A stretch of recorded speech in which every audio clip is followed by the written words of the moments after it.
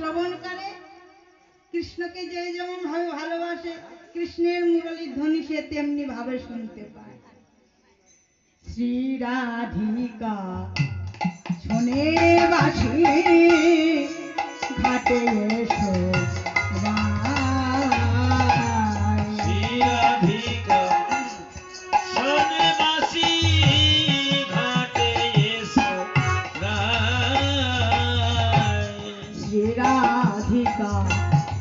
শোনে বাঁশি ঘাটে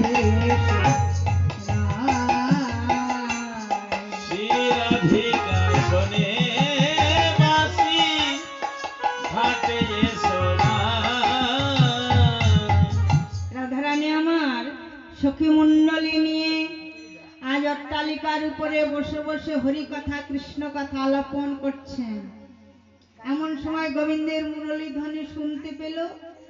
রাধারানী ললিতাকে জড়িয়ে ধরে বলছে, ললিতা, ললিতা রে, ওই দেখ আমার বধূ বংশী ধ্বনি করেছে, চল না একবার কৃষ্ণ মদন দর্শন করে আসি। রায়ের অন্তরঙ্গ সখী ললিতা বলছে, রাধে ওরাই তুমি বলছ কি যে কৃষ্ণ বিবাদিনীর ঘরে একবার হা গোবিন্দ বলে ডাকতে পারো না?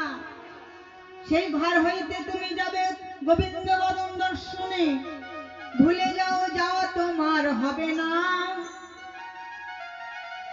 রাধারানী আমার ললিতার গলাটি জড়িয়ে ধরে কেঁদে কেঁদে বলছে, ললিতা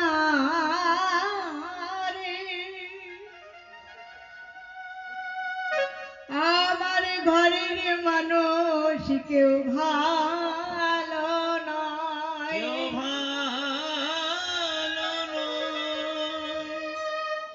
আমার স্বামী,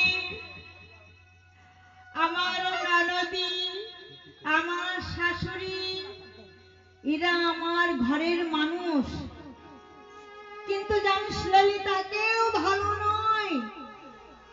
কেন জানিস?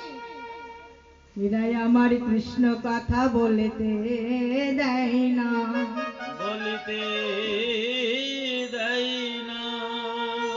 আমার গগন পানে চাইতে মানা, চাইতে মানা। এই নীল শাড়ি পরতে মানা। কেন বিধি দিল আমার কৃষ্ণ বিবাদিনীর ঘরে বসতি? বিধি এমন ঘরে বসত দিল যে ঘরে কৃষ্ণ আলাপন হয় না, যে ঘরে কৃষ্ণ কথা হয় না, সেই ঘরে আমায় বিধি বসতি দিল। ললিতা রে, এরাই আমার কৃষ্ণ বলে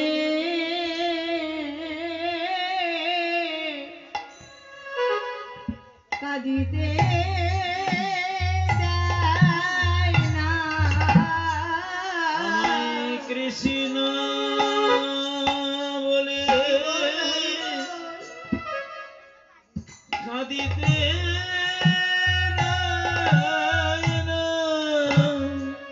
আমার ঘরে